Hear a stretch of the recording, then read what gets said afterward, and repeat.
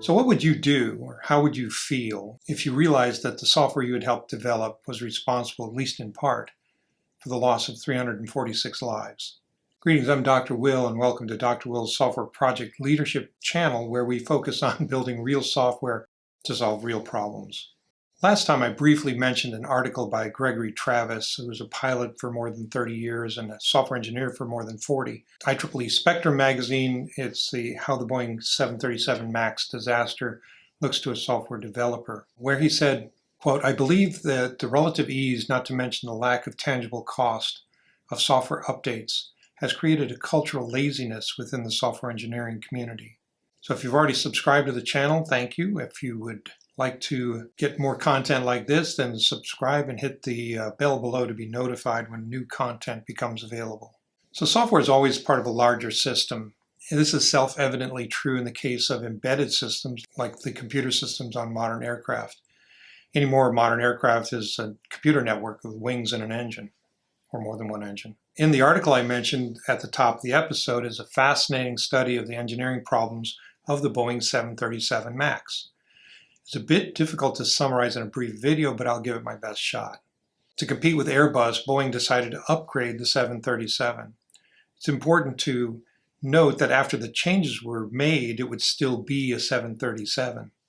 So there would be no lengthy and expensive recertification process and no expensive retraining of the pilots for the airlines. To get better fuel efficiency, one of the main reasons for the upgrade, Boeing put bigger engines on the aircraft. Unfortunately, the new engines were too big to fit under the wing, and moving the wing would require a new airworthiness certificate, which would take too long and cost too much to get. So they scooched the engines forward and flattened the engine covers in order to clear the ground. Unfortunately, the new engines at high angles of attack generate extra lift and apply it to the front of the wing.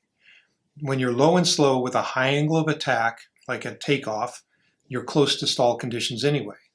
You add thrust, and suddenly the nose pitches up, increasing the chances of a stall. So how did Boeing fix that? Well, they added the MCAS, the Maneuvering Characteristics Augmentation System, an angle of attack sensor to the wing, and a computer in the cockpit, two actually, one on the pilot side and one on the co-pilot side. Unfortunately, the two computers didn't talk together, or to the other avionics. They did talk to the elevator field computer, which controls the angle of attack and makes the control yoke feel like it's mechanically connected to the elevator, which changes the angle of attack. So whoever was flying the plane, whether it's the pilot or the co-pilot, their MCAS was in charge. And when the operating MCAS thinks there's a danger of a stall, it would push the nose of the aircraft down to alleviate the high angle of attack stall condition. But it gets worse. The angle of attack sensor on the wing is subject to malfunction. Now, a human pilot may be told by the aircraft sensors that the plane is in danger of stalling, but the pilot consults the other avionics and looks out the front window and decides whether there's a real risk of a stall. So when they designed the software, they failed to get the two MCAS units to talk to each other or consult other sensors. The MCAS software was written with blind faith in the signals from just one angle of attack sensor. Nobody apparently worried that the sensor might ever be faulty. Finally, in a significant departure from all aviation norms, they did not allow the pilot to override the elevator field computers. So because it was just another 737, no retraining was required. So the pilots had no ideas the MCAS was installed and how it would work. In the two 737 MAX crashes, the pilots were fighting the controls all the way down to the ground.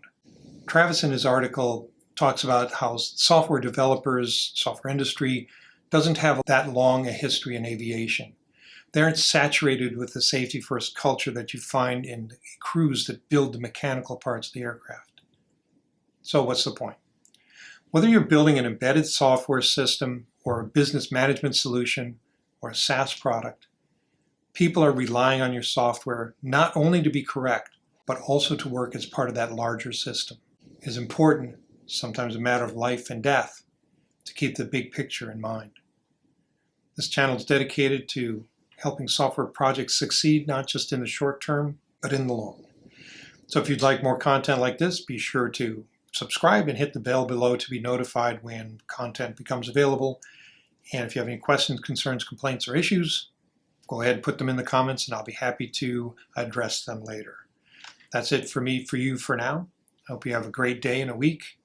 Be careful out there. I'll be seeing you. Bye.